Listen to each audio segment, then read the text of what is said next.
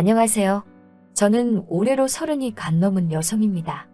이제는 다 지나간 일들이지만 누군가에게 한 번은 허심탄회하게 털어놓고 싶었어요.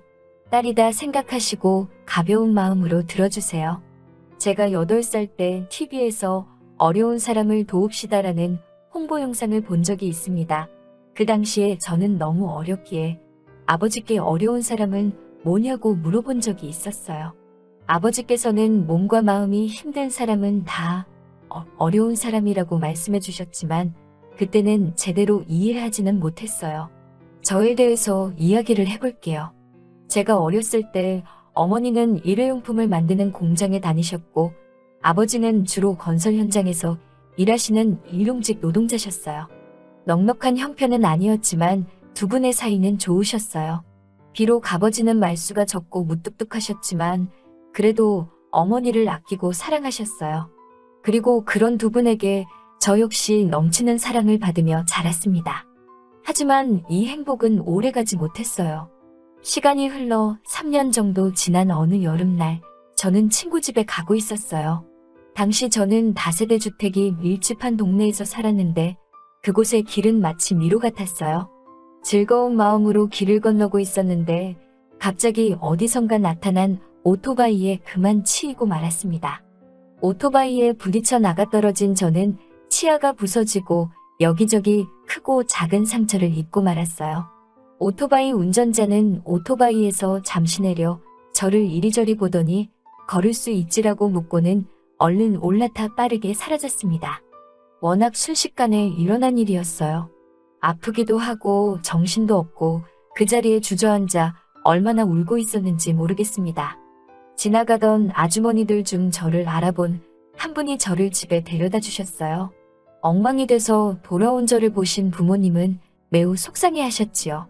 평소에 큰 소리 한 번 내신 적 없던 아버지는 저를 그렇게 만든 사람을 찾아서 가만두지 않겠다며 며칠 동안 동네를 미친 듯이 뒤지고 다니셨어요.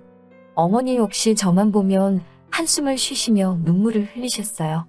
그 당시만 해도 골목길에 CCTV 같은 건 흔하지 않았기 때문에 결국 뺑소니 친 사람은 찾지 못했습니다. 그 후로 얼마간의 시간이 흐른 후 주말 오후 집에서 TV를 보고 있었어요. 그런데 갑자기 소리가 뭐라고 해야 할까요? 뭔가 귀가 울린다고 해야 하나? 소리가 잘 들리지 않는 느낌이었어요. TV 볼륨을 아무리 올려도 잘 안 들리고 엄마 목소리도 제대로 알아들을 수가 없었어요. 엄마에게 엄마 귀가 이상해. 소리가 웅웅거려 라고 말했던 기억이 나요. 엄마는 그게 무슨 소리냐며 어쩔 줄을 몰라 하셨어요. 그러더니 저를 데리고 급히 병원으로 향하셨지요. 당시 저희 집에는 자동차가 없었기 때문에 시장 입구까지 엄마가 저를 들쳐업고 달려가 택시를 탔던 기억이 나요. 그때 저는 택시를 처음 타봤어요. 그렇게 도착한 대학병원에서 저는 청각을 잃게 될 거라는 청천벽력 같은 소식을 들었습니다. 그때도 저는 상황의 심각성을 미처 깨닫지 못했던 것 같아요. 어머니는 쓰러질 듯 비틀거리시며 제 손을 움켜주셨어요. 어찌나 세게 움켜주시던지 지금도 기억이 생생합니다. 제가 청각장애인이 되면서 부모님의 사이도 점점 안 좋아지셨어요. 제 상황을 속상해하시던 어머니는 매일같이 술을 드셨지요. 언젠가 심각성을 눈치채신 아버지가 술병을 숨기면서 화도 내시고 달래도 보셨지만 어머니의 상태는 나날이 심각해져만 가셨습니다. 그때 제 나이 13살이었어요. 아버지는 쉬는 날이면 저를 데리고 방방곡곡 유명한 병원을 찾으셨어요. 나중에는 무당이며 사찰이며 교회며 안 가본 곳이 없었습니다. 어떻게든 제 귀를 낫게 해주시겠다며 주변 사람들한테 돈도 많이 빌리신 것 같았어요. 하지만 아무 소용이 없었지요. 저는 저대로 상태가 진전이 없었고 어머니의 상태는 더욱 안 좋아지고 있었으니 지금 생각해보면 아버지가 정말 많이 고생하셨어요. 그러던 어느 날 아버지가 일을 하러 가시고 저는 할 수 있는 집안일을 찾아서 하고 있었어요. 어머니가 알코올 중독 증상이 심해지시면서 살림도 손에서 놓으셨기 때문이지요. 그런데 갑자기 어머니가 저에게 시장에 가자고 하시더라고요. 하지만 어머니는 집 앞에 있는 시장을 지나쳐 버스를 타자고 하시더군요. 버스를 타고 30분 넘게 간 것 같아요. 어딘지는 모르지만 그저 어머니를 따라서 내렸습니다. 그리고 한참을 어머니 뒤를 따라다니며 구경을 하고 있었는데 어느 순간 어머니가 눈앞에서 보이지 않았어요. 저는 어찌할 바를 모르겠더라고요. 한참을 혼자 시장 안을 헤매다가 인심 좋아 보이시는 떡집 아주머니를 발견했어요. 저는 손님들이 다 떠나기를 기다린 뒤 아주머니께 전화 한 통만 쓸 수 있을까요? 라고 여쭤봤어요. 아주머니가 저에게 뭐라고 말을 하시긴 하시는데 잘 알아듣지를 못했습니다. 어린 마음에 장애가 있다는 티를 내는 것이 얼마나 부끄럽고 창피하던지요. 저는 아주머니께 작은 목소리로 제가 소리가 안 들린다고 말했어요. 그러자 아주머니는 저를 다시 한번 쳐다보시더니 안 됐다는 눈빛을 보이시곤 전화를 쓰게 해주셨어요. 문제는 아빠에게 전화를 걸어도 아빠가 받았는지 어쨌는지 저는 알 수가 없었어요. 제가 난처해하자 아주머니는 무슨 상황인지 눈치를 채신 듯 번호를 달라고 하시더니 대신 걸어주셨어요. 그리고는 저 대신 아버지께 상황을 설명해 주셨지요. 아주머니는 안에 들어가 있으라고 하시더니 어디선가 김밥 한 줄과 요구르트 2개를 사다 주셨습니다. 얼마간의 시간이 흐르고 아버지께서 저를 찾으러 오셨습니다. 저는 아버지 목에 매달려 엉엉 울었어요. 아버지는 연신 떡집 아주머니께 감사하다고 인사를 드리셨어요. 저도 정말 감사하다고 인사를 드렸어요. 아버지가 주머니에서 꼬깃꼬깃한 지폐를 몇 장 꺼내며 이거라도 받아달라고 하자 아주머니는 손사래를 치시며 어려운 사람끼리 돕는 거지 뭘 이러냐고 얼른 내데리고 들어가시라고 하시더군요. 그렇게 아버지 손을 잡고 집에 들어선 저를 본 어머니는 깜짝 놀라신 눈치였어요. 저는 저도 모르게 아버지 뒤에 숨었고 아버지는 어머니를 보자마자 뺨을 치셨어요. 엄마라는 사람이 딸을 버릴 수가 있냐고 소리를 지르는 아버지에게 어머니도 지지 않고 맞서 뭐라고 소리를 지르시더라고요. 그러다 어머니가 쓰러지셨습니다. 아버지는 그런 어머니께 연기하지 말라고 흔들어 깨웠지만 어머니는 쉽게 일어나시지 못했어요. 훗날 알게 된 사실로 어머니는 당시 만성 신부전증을 앓고 계셨대요.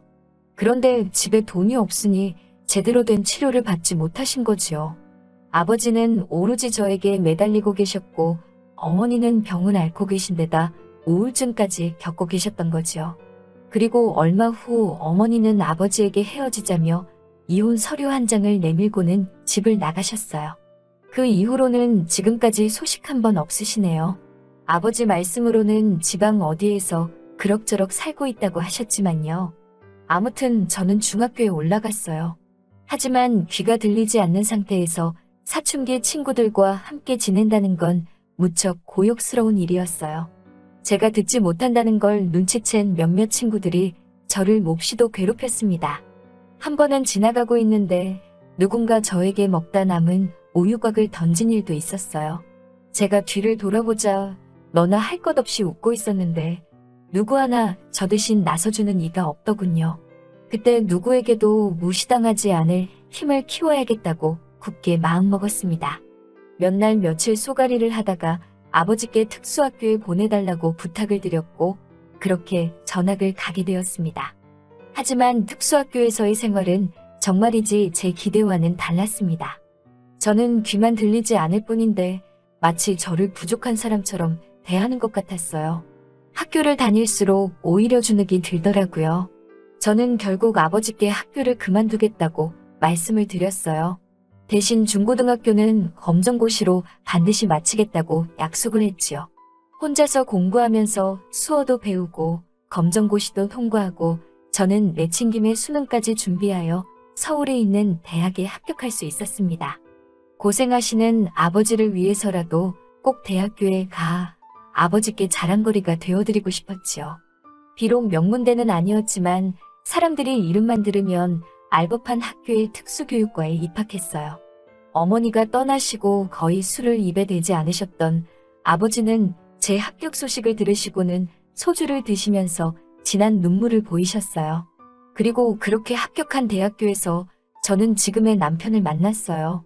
청바지에 단정한 흰 셔츠를 입고 쭈뼛대며 주위를 둘러보던 그는 저를 발견하고는 다가와서 뜬금없이 자기소개를 하더라고요. 경영학과에 입학한 박기환이라면서 잘 지내보자고 하더군요. 저는 이혜연이에요. 청각장애인이에요. 라고 말했지요.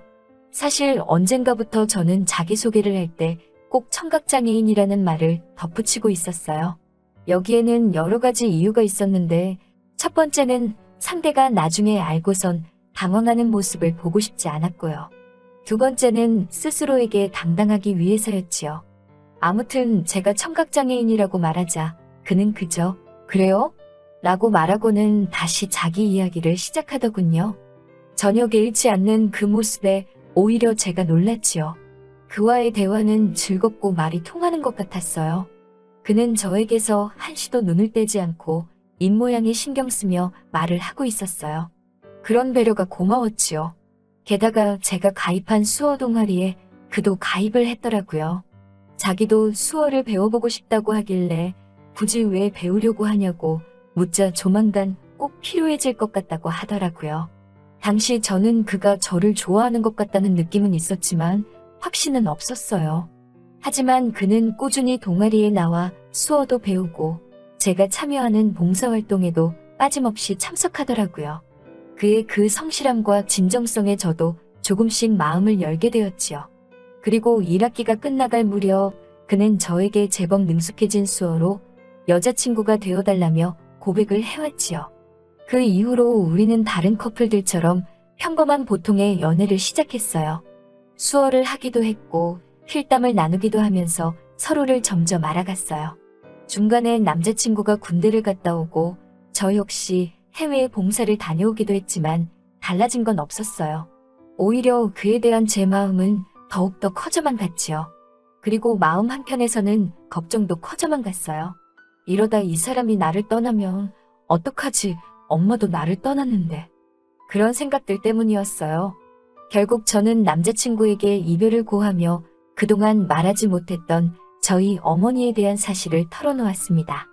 하지만 제가 제 장애를 밝혔을 때처럼 남자친구는 크게 동요하지 않고 묵묵히 들어주기만 하더라고요. 그런데 그 모습이 마치 저희 어머니를 배려해주는 것 같더라고요. 다 듣고 난 후 그는 저에게 이제 그 상처를 자기가 보듬어주고 싶다면서 결혼하자고 프로포즈를 해왔어요. 저는 더 이상 그를 밀어낼 수 없었기에 결혼을 약속했습니다. 결혼을 약속하고 얼마 지나지 않아 그의 부모님께서 식사 초대를 하셨어요. 엄해 보이시는 아버님과 어디선가 뵌 듯한 낯익은 어머님 두 분이 저를 반겨주셨어요. 두 분은 저에 대해 이것저것 여쭤보셨고 거기까지는 괜찮았어요. 그런데 갑자기 제 보청기가 작동을 안 하더라고요. 당황한 제 모습에 아버님이 무슨 일이냐고 물으시는 것 같았어요. 결국 저는 제가 귀가 안 들려서요 라고 말씀을 드렸어요. 그러자 아버님의 얼굴색이 갑자기 변하면서 이제 그만 집에 가보라고 하시더라고요. 솔직히 예상치 못했던 반응이 아니었기에 저는 고개를 떨구고 가방을 챙겨 집을 나왔습니다. 뒤따라와 저를 붙잡는 남자친구에게 괜찮다고 애써 웃어 보이고는 집으로 돌아왔어요. 풀죽은 제 모습을 본 아버지는 절 토닥이시며 원래 결혼이라는 게 쉽지 않다면서 너무 기죽지 말라고 하시더라고요. 남자친구는 계속해서 문자를 보내왔어요. 아버지가 그 정도로 말씀하실 줄 몰랐다면서 미안하다고 상처받지 않았으면 좋겠다고 말이지요. 별로 위로가 되지는 않더라고요. 집 밖에 나가지도 않고 며칠 동안 집에만 머물렀어요. 하지만 아버지의 말씀처럼 결혼이라는 게 쉬운 일도 아니고 이렇게 포기하고 싶지는 않았어요. 만약에 이렇게 포기해버린다면 날 버리고 떠난 어머니랑 다를 게 없다는 생각이 들더라고요. 저는 무엇을 할 수 있을까 고민하다가 한 글자 한 글자 진심을 눌러 담은 편지를 적었습니다. 그리고는 그동안 남자친구와 주고받은 필담이 빼곡한 공책들을 상자에 담았어요. 그리고 그 편지와 상자를 아버님 앞으로 보냈습니다.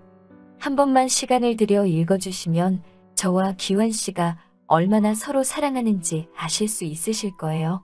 받아주시면 정말 좋은 아내, 좋은 며느리, 그리고 좋은 사람이 될게요라고 덧붙였지요. 그리고는 남자친구에게 문자를 보냈어요. 결혼은 언제 할 수 있을지 모르겠지만 일단은 열심히 사랑하자고 말이지요. 남자친구는 바로 답장을 해왔어요. 죽을 때까지 사랑하자고요.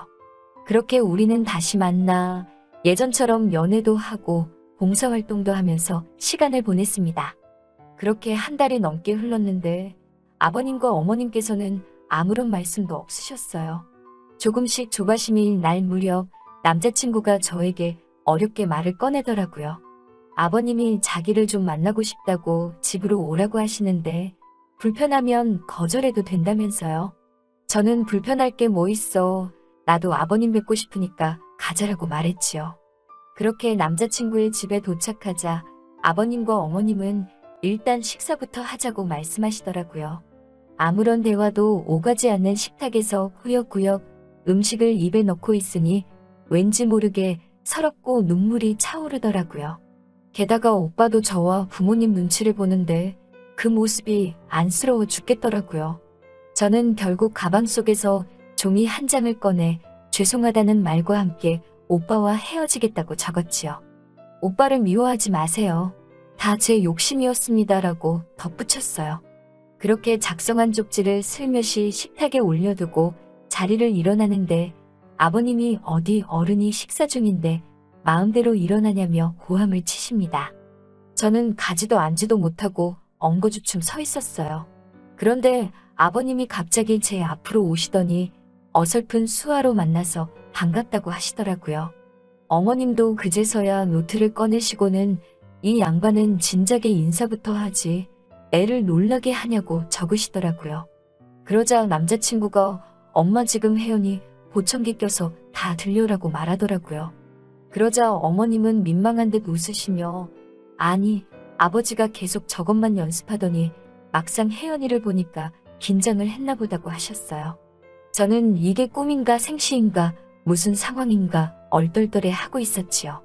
그러자 아버님은 우리 기완이를 잘 부탁한다며 식은 언제쯤 올릴 거냐고 하시더라고요.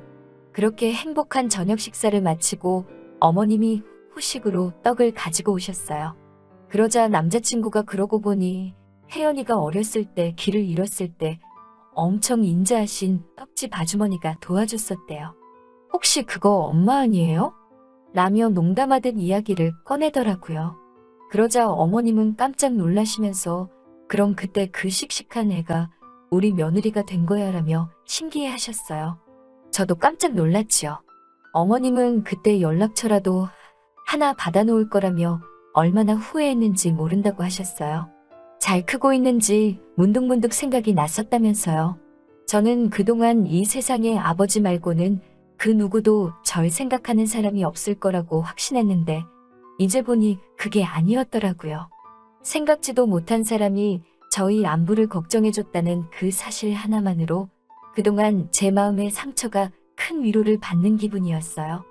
그렇게 양가 부모님의 축복 아래 기완 씨와 행복한 결혼식을 올리게 되었습니다. 저는 이제 정말 행복합니다. 만약 지금 이 사연을 들어주신 분들 중에서 혼자라는 생각에 외롭고 슬픈 분이 계시다면 제가 꼭 이렇게 말하고 싶네요. 당신의 생각보다 당신은 훨씬 많은 사랑과 관심을 받고 있다고 말이지요. 긴 사연 들어주셔서 너무나 감사하고요. 좋은 하루 되시길 바래요.